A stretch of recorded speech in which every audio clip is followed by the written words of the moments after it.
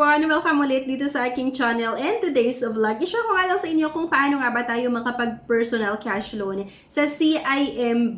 So maaaring marami na sa inyo yung nakakarinig dito sa CIMB, and itong CIMB din po kasi mga beshes at ibang klase yung loan na ino-offer din ito. Meron itong Revi Credit, meron din itong CIMB Personal Cash Loan, di ba? At meron pa itong Last Pay Later, di ba, by CIMB, at yung Pay Later din sa Shopee by CIMB pa rin po yan. So napakarami actually itong iba't ibang mga products na meron itong CIMB Bank. Pero kasi mag-focus tayo ngayon dito sa personal cash loan. So nung nag-check kasi ako sa Revi Credit, kailangan na meron na tayong existing account nga dito sa CIMB. So ngayon nga mga beshies, ang share ko nga sa inyo ay itong personal cash loan na kung saan nag-offer ng mahabang loan terms hanggang 60 months or halos nasa 5 years. Kaya sana mapanood nyo yung buong video na ito para kung sakali na ikaw ay meron ka namang pinagkakakitaan, meron ka namang source of income, then instead na subukan mo na umutang dun sa mga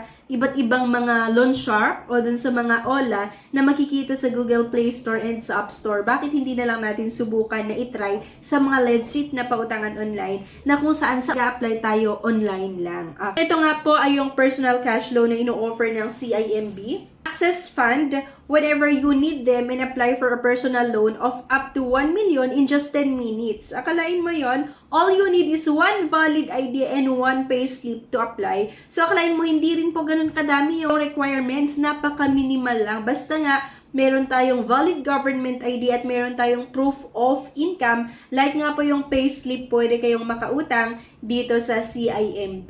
So, ang benefits ay all digital loan application. So, experience an easy, convenient, and all digital loan application and apply in as fast as 10 minutes with only one valid ID. At kagaya nung sabi ko kanina, pwede tayong makiram nga hanggang 1 million. So, acquire a loan starting from 30,000 to a maximum of up to 1 million with a flexible tenure option ranging from 12 to 60 months in multiples of 12 months. Para nga masubukan natin ito, so kailangan nga lang po nating i-download itong CIMB Bank. Okay, search nyo nga lang ito sa Google Play Store and click nga lang natin yung may nakalagay na open at ito yung makikita nyo. So by the way, kung meron kayong dating account dito sa CIMB, bali ang i-click nga lang po natin na itong may nakalagay na login. Pero kung wala pa po kayong account dito, so click nga lang natin yung may nakalagay na open account. So dito sa baba, ayan, open account. And dito mga beshes, makikita nyo itong fast account, up save account, and meron pa itong personal cash loan dito sa baba. So bali dito mga beshies, may nakalagay na loan a maximum of 1 million up to 60 months. So i-click nga lang natin ito mga beshies, okay? And then terms and conditions, so kailangan lang po nating sagutan itong terms and condition, ayan. Click nga lang po natin yan. And then click natin yung may nakalagay na agree. And then let's get started. Mga beshies, okay. So, dito makikita nyo kung magkano nga ba yung pwede nyong mahiram. So, sabi ko nga kanina, pwede tayong makautang from 30,000 hanggang 1 million.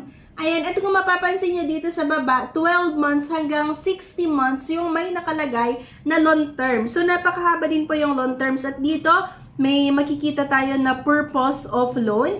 So, ayan, purpose of loan. Mamimili ka dyan kung ano yung purpose of loan nga, like education, medical health, home improvement, personal consumption, appliance, furniture, electronics, travel, car, maintenance, repair. So, ang ilalagay ko dito, for example, home improvement and repair. So, click nga lang po natin yan and yan, continue. So, yun mga beshies, once na na-continue, makikita mo dito kung magkano yung possible na magiging monthly amortization mo. So, at least dito, di ba, magkaroon na tayo agad ng idea magkano nga ba yung magiging monthly amortization natin, kung malaki ba or hindi, para alam mo kung itutuloy mo pa ba na utang dito or hindi. So, ayan. And ito mga beshies, for example, 1 million mga beshies, itong utangin natin payable ng 60 months or 5 years, ang possible na magiging monthly amortization nga ay 28,767.97.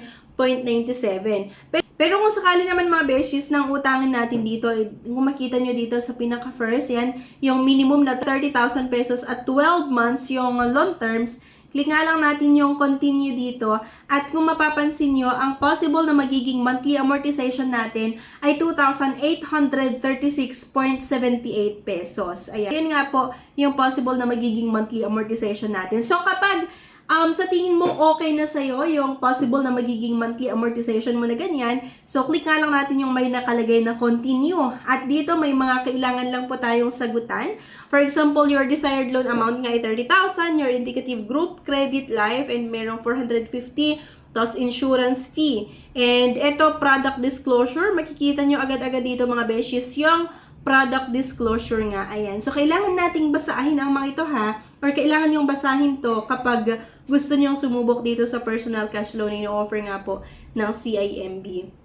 So, like, have coverage equivalent to 1 times your loan amount in case of, ayan, and coverage period, 12 months hanggang 60 months nga. So, okay. Agree nga lang tayo dito mga beshes. Click lang natin yung may nakalagay na agree, and let's get this declaration out of the way. So, are you a politically exposed person or relative of politically exposed person? So, no yung sagot natin dito mga beshes, and click lang nga lang natin yung confirm at what's your mobile number and email address. Lalagay lang natin dito mga beshes yung ating mobile number and then yung email address ko. So, syempre, hindi ko pwedeng ipakita ito sa inyo, diba? So, ito lang yung mga kailangan nating sagutan.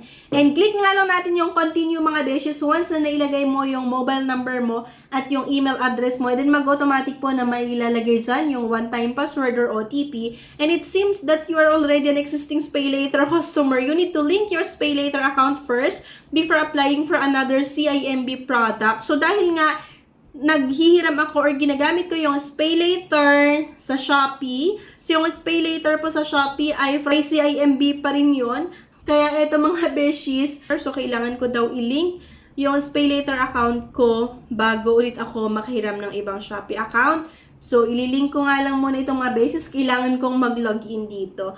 Okay, so, bali pinakita ko nga lang sa inyo kung ano yung possible na makita nyo dito sa app. Once naman na hindi mo pa ginagamit yung SpayLater ng Shopee, hindi mo na kailangan i-link, diba, yung Shopee account mo dito sa CIMB. So, ngayon mga beshies, once na okay na nasagutan mo lahat, mag-aantay ka na lang po ng tawag from CIMB regarding nga po sa CI. So, may tatawag po sa inyo, syempre, na officer ng CIMB Bank for personal verification. Syempre, once na okay na, mag-antay ka na lang ng approval. It's either approve or decline nga ang ating loan application. Meron itong eligibility criteria, no? Gusto ko lang din ulitin. Pwedeng makahiram, yung edad dapat ay 21 years old, must not be no older than 65 years old upon loan maturity. At applicant must be a Philippine citizen and a non-US person. Applicant must have a Philippine mailing address and activate Filipino mobile number. Applicant must have a minimum gross monthly income of 15,000 pesos. Kailangan daw po yung gross monthly income natin ay 15,000 pesos pataas. Pero kung mapapansin nyo dito or kung napanood nyo yung mga previous vlog ko na ibang bangko na nagpapautang ng personal cash loan, yung salary or gross monthly income ay at least 20,000, yung eligibility criteria nga nila. Yung iba pa nga, 25,000, 30,000, 50,000 pesos. Pero dito, mababa na yung 15,000 pesos, di ba? Na eligibility criteria para nga sa monthly income natin. At kapag employed, applicant must be tenured for at least 6 months or 1 year of continuous employment unless employed in the top 15 corporation. So, kapag self-employed naman, at least daw po yung business natin ay nag-ooperate ng 1 taon. So, ito mga beshes pala yung mga ID na tinatanggap nga ng CIMB kapag gusto nating mag-personal cash loan dito. Yung Philippine Identification System ID or PhilSys ID, yung printed e-Phil ID, digitized PhilSys ID, yung driver's license, passport, postal ID, SSS, Unified Multi-Purpose ID, yung Voters Comelec ID card, at yung National Professional ID card or yung PRC ID. So, ganun lang kadali mga beshes makahiram dito sa personal cash loan ng CIMB. So, go na kayo mga beshes ko ha, if interested kayo na subukan itong personal cash loan nga po na ino-offer ng CIMB, pumunta lang po tayo sa Google Play Store. Then, i-check nga po itong CIMB Bank, i-download lang, mag-create ng account, and pwede nyong i-try nga yung may nakalagay na personal cash loan. Okay? So, ayun lang mga beshies. Sana may nakuha na naman po kayo na idea sa video na ito. Please don't forget to click the subscribe button. Sana i-like nyo din po yung video at huwag niyong kalimutan na i-share. Thank you guys at see you on my next vlog. Bye-bye!